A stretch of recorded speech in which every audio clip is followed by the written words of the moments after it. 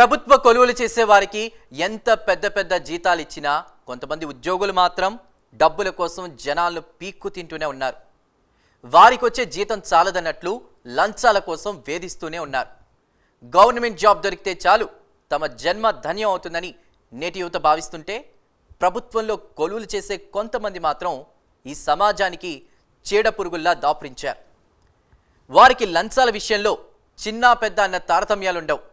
ఉన్నవారైనా లేనివారైనా లంచాల విషయంలో కన్సెషన్లు అంటూ ఏమీ ఉండవు.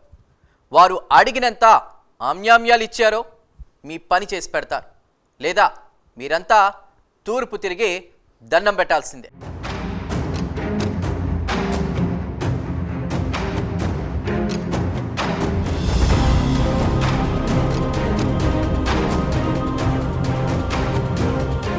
హైదరాబాద్ అంబర్పేట్లో విధులు నిర్వర్తిస్తున్న assistant lineman Shiva Mallesh current meter బిగించడానికి ఓ వ్యక్తి వద్ద లంచం డిమాండ్ చేశాడు. ఒక ఆటో డ్రైవర్ ఇంట్లో పాత మీటర్ పనిచేయకపోవడంతో కొత్త మీటర్ ఏర్పాటు చేయడానికి 50,000 రూపాయల లంచం అడిగాడు. తాను ఆటో డ్రైవర్నని అంత ఇచ్చుకోలేనని బాధితుడు బ్రతిమిలాడడంతో చివరకు 30,000 ఒప్పుకున్నాడు శివ మల్లేష్. అయితే బాధితుడు ఏసీబీ అధికారులకు ఫిర్యాదు చేశాడు. పక్కా స్కెచ్ వేసిన ఏసీబీ అధికారులు అంబర్పేట్లోని అలీకేవ్ చౌరస్తాలోని ఓ హోటల్లో దాడులు నిర్వహించారు. శివ మల్లేష్ సహాయకుడు పారిపెల్లి సంతోష్ డబ్బులు తీసుకుంటుండగా రెడ్ హ్యాండెడ్ గా పట్టుకున్నారు. అయితే ఏసీబీ అధికారులను పసిగట్టిన శివ మల్లేష్ అక్కడి నుంచి పరారయ్యాడు.